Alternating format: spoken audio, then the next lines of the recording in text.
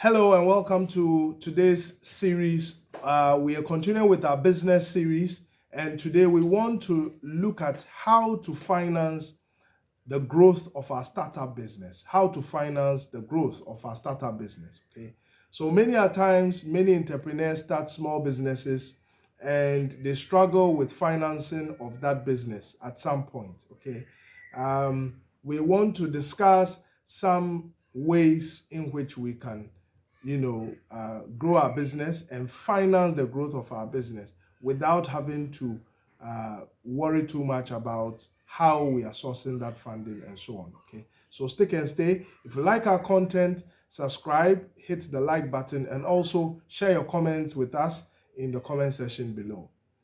All right, so welcome back. Essentially, many businesses have different or depend on different sources of financing for their startups. Some may go to the bank, some may secure loans from friends, and so on and so forth.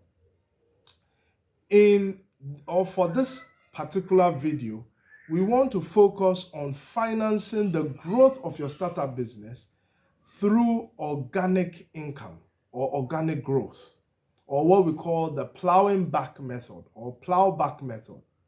Now, the plowback method or plowback process was or has been borrowed, or concept has been borrowed from agric or agricultural practices, where if you harvest some crop or food crop, instead of consuming everything that you've harvested, you will take part of what you have harvested and then reinvest that, replant the seedlings of that crop so that you can have some harvest at some later point, or a larger harvest, going forward.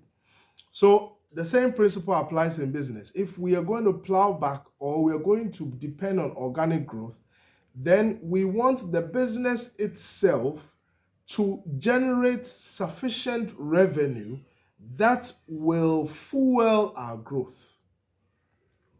So when you come up with a startup, do not be in a hurry to go and borrow money to fund your growth, because borrowing money from a bank will place a lot of pressure on you, could place a lot of pressure on your business, unless if you are getting some long-term equity, or you are getting some long-term funds through equity. That is okay. But aside from that, it is very necessary that you depend on organic growth to grow your startup business. Okay, and I'll explain in a minute. Okay, first of all, when we say organic growth, we are saying that once you start the business, and I would always recommend that at the beginning stages of the business, you invest the barest minimum that would get the business started and running. For example, let me explain this clearly with an example. You may have $1 million sitting in your account, okay? And you have a startup business. So what that means is that your startup business has access to all of this $1 million. Maybe this is your lifetime savings, okay? Now, one person may say that, look, for this business, even though I can start it at the barest minimum of $1,000, I would rather invest, let's say, $800,000 so that I scale up right from the beginning. Okay, so someone will say, well, let me scale up right from the beginning. Even though it is a startup, I have a lot of confidence in what I'm doing. Let me invest 800,000 Ghana cedis. Now, take note of these two scenarios. Scenario one, the minimum required investment for this business to kickstart, or to kickstart it, is $1,000. Now, because you have access to 1 million Ghana cedis or $1 million, you've decided to invest $800,000 into that business, or all of your $1 million into that business, because on paper it looks so good, nothing could go wrong. You've covered all your bases, you've taken insurance where you need to, and you feel that nothing could go wrong. Okay. So out of these two scenarios, I find that many young startups end up going with the second scenario, or scenario B, where they invest heavily. They invest all of the available capital into a startup business at the beginning stage, or the formative stage or stages of the business. So even though they could have started a business with option A, where they would invest $1,000, leaving them with so much more capital in case you need to refinance or recapitalize, okay, they rather go in with option B, where they push in all of their money, thinking they could quickly turn it around. Now, the danger with B is that if anything at all goes wrong, your calculations don't fall through, there is a pandemic like, say, the COVID, your goods are delayed at the ports, for example, exchange rate fluctuations occur, guess what? You're going to lose, or you're likely to lose all of your money, or a significant chunk of your investment. And what is worse is that you wouldn't have built any buffers or stocks, or any cushion that you could fall on, or any plan B that you could rely on, or any funding that you could rely on. The best case scenario is that you have to now go into debt. You now have to go and seek loans to support what you are doing, and that would send you down a spiral of what? Unfortunate events. Okay, so I find out that many startup businesses go with option B, where they fund the business with all of the available capital, or go and take a loan, go with some high risk, capital, and invest all of it into their business. Now, I look at, yes, this could also pay off. Don't get me wrong. Option B could also pay off. If things work out for you, you are likely to also make it big, because you may double your money, or even triple the $1 million that you have invested. So it also depends on your appetite for risk. Okay, but for me, I would always advise entrepreneurs or startup entrepreneurs to go, no matter the project that you are dealing with, make sure that you invest the barest minimum at the start of the project. Because one, you don't even know how things will pan out. Two, you don't know how the macro environment will respond or will change over the next couple of days, months, or years. You don't know whether people would even love the kind of product or service that you are rolling out. You can't be too sure. In your first few, maybe the product is seasonal. Your first few months may be good, then the next few months are poor. You go and import much more, or so much more, and then the demand is gone. For one of the businesses which I started, I also made that mistake. I started with a minimal amount, and then let's say like $1,000. The goods went so far. I imported those goods, I sold them, they moved so fast off the shelves. I imported some more, they moved off the shelf very fast. This time I was very confident, and we invested all of our capital into that business. The moment we did that, it was as if the universe was against us at that point. At least that's what I thought.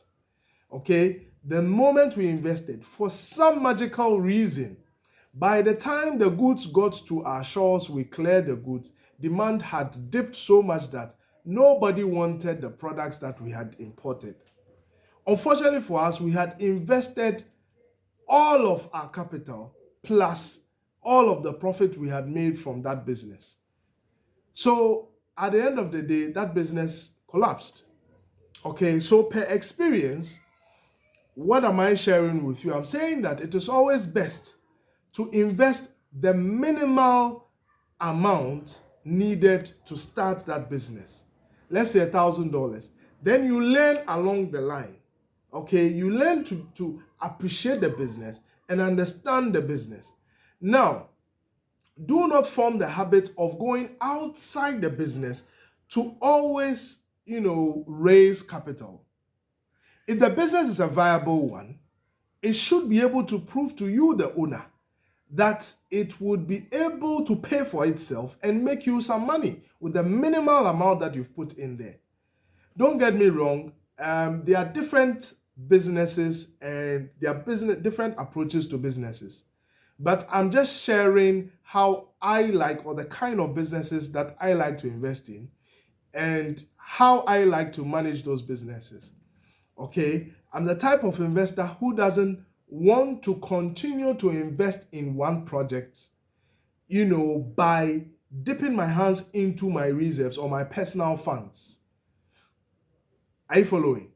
So, what it is that once I make that initial investment, I expect the business to be able to prove to me that it is worth its while, or it is worth my while, it is worth my time. So with that 1,000, I should be able to get that 1,000 back and probably $500 on top of it as profit. Are you following? So if that $500 is profit, then I can reinvest that 1,500 back into the same business. Note that I am not going to dip my hands into my reserves and pull out new capital to come and add to this business. Whatever reserves I have, I would, as an investor, I would look out for new opportunities and spread it over 10 or 5 or 15 other different businesses, which I find viable. That's my personal strategy. So I don't believe in recapitalizing businesses over and over again. If the business goes down with that $1,000, it is either I look for a valid reason why that business did not do well with the $1,000. And then if I'm going in again, I would say, so if I'm convinced that, look, maybe I made a mistake, we didn't do certain things right, but the business is still viable, yes, I can recapitalize, but only with a valid reason. If that amount still doesn't realize, what I'm looking for, it may be time to cut my losses. I may be willing to go a third time if I am still convinced that it is a viable venture. But it is not likely that I will go beyond a third recapitalization or refunding, process as far as my personal, capital, pool of capital or reserves are concerned. So I always want the business itself to generate enough revenue to keep it running and to keep it afloat. One of the hallmarks for me, or one of the things I look out for, is that this business that I've started, within a short period, is it able to pay for its own expenses or cost of operation, which we call COP or COO? Okay, is it able to pay for its cost of operation? If it is able to pay for its cost of operation, then I'm interested. I like that. Note that it does not apply to all businesses. There are some big-time businesses where, you may have to recapitalize for some time. But personally, I don't like those kind of businesses.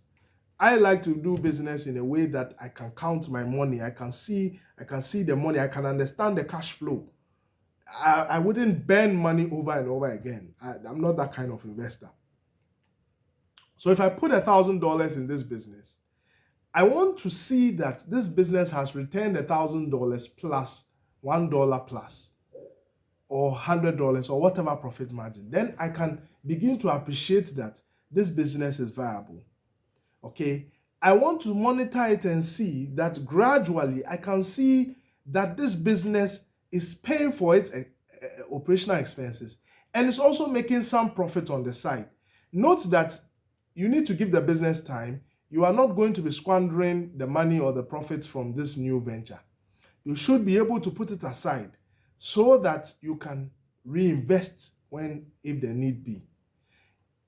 By the time you realize, within a year, within 2 years, that business would have accumulated enough profit, enough returns for you to expand that particular business. So note the difference here. You are not, first of all, you are not going with option B where you've invested all of your reserves. No, you are going with option A where you have invested a minimum or minimal investment capital which can run or operate that business. Now, you take that opportunity to learn that business, to understand that business, and to let that business prove to you that it is worth your while. That is how, as an investor, I assess my various holdings. Okay. Now, with time, you give that business time and you save the income that is coming from that business. That business should also be able to pay for its operational expenses. I'm not interested in a business which after 6 months, 1 year, is not able to return some decent or return my capital to me and also make me some money. No. There are businesses like that which are good businesses. But personally, I don't like such businesses. So I'm saying that for startups, it is important that once you invest that initial capital, you continue to manage the business and give it time to generate enough revenue to cover at least its operational cost and also bring in income to help you recoup your initial investment and also make profits. So you give it at least 6 months to a year. After a year, you assess the business and see whether this business has accumulated enough to pay off the initial capital to also earn you some decent profits. Once those profits have come in, you can combine it with the initial capital and then reinvest in that business. At this point, the business may have demonstrated to you that it is viable, because if you invest a little amount of money, it will be able to help you. It would be able to stand on its own. It won't continue to call for reinvestment from the owner's pockets. Okay, in our part of the world, it's also difficult to have access to the capital markets or to raise money through equity or even debt. It is quite difficult. So you as the entrepreneur, you are left to your own fate. Okay, so for me, one of the advice I would always give to startups is that go with organic growth. Organic growth in the sense that once your initial capital goes into that business, make sure you turn it around. The business should demonstrate to you that it can survive without you constantly pumping in money. So how would it do this? It should be able to pay for its own operational expenses. So the revenue that you are earning should be enough to pay for operational expenses. And personally, I like for this to be covered right from month one. There are businesses that I have gone into and my operational expenses were covered from month one. So apart from the initial capital, I didn't have to invest any other money until after a year or two, where I realized that the returns from this business was substantial. So now if I want to scale up, I can scale up properly. I can, dip into my coffers and then support that business with additional funding. But additional funding only when this particular startup has returned my initial capital and has brought me significant interest or significant profits on top of that initial capital. It is like being in an organization or working with, let's say, a courier service. And then day one, Monday, you send the courier service to deliver something to maybe the next town, maybe one package. The courier comes back and says, I couldn't deliver it, I couldn't send your package. He takes a delivery fee from you that first day. The second day, when you have orders and you have deliveries, are you going to invest in that same courier service, or you would go with a different courier service? My best guess is you will go with a different courier service, because if you go and put additional resources or give additional resources to a failed business, it is not likely that that business is going to return your money to you. So if you operate from the perspective of an investor is simply looking to make returns on his investment, period. You are not going to be emotional about the business, say I'm passionate about it, and you burn so much money. A lot of people, in the quest of being passionate about what, and driven about what they are doing, have burnt a lot of cash. Yes, eventually it may help you, it may work for you. Elon Musk, in terms of Tesla, has done that and has shown the way in that. He burnt a lot of cash, but eventually now it is working for him. That is one kind of investor. But for me, as a different kind of investor, I want my businesses to prove to me that they are worthy of my time. If you are not worthy of my time, I'll cut my losses and move on to another business. There are so many thousands and thousands of businesses you could invest in. Some will return your money to you very quickly, others will not. Some have high risk, some have low risk. So it's left up to you to decide what your risk appetite is, how you want to manage your risk, vis-a-vis how you want to manage your refinancing schemes. Okay? But at the end of the day, what is important as an investor is, are the operational costs covered? Is this business from month 1 or whatever time frame you've given yourself, 6 months, 1 year, able to cover its operational expenses?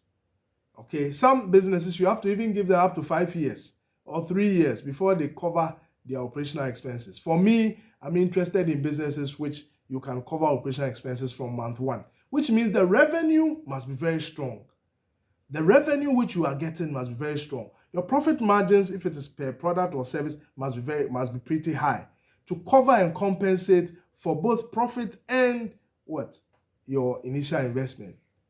Other than that, you would struggle with reinvestment and non-performing businesses and SBUs and so on and so forth. Okay. So, ladies and gentlemen, that's what I have to share. If you like this content, subscribe to our channel.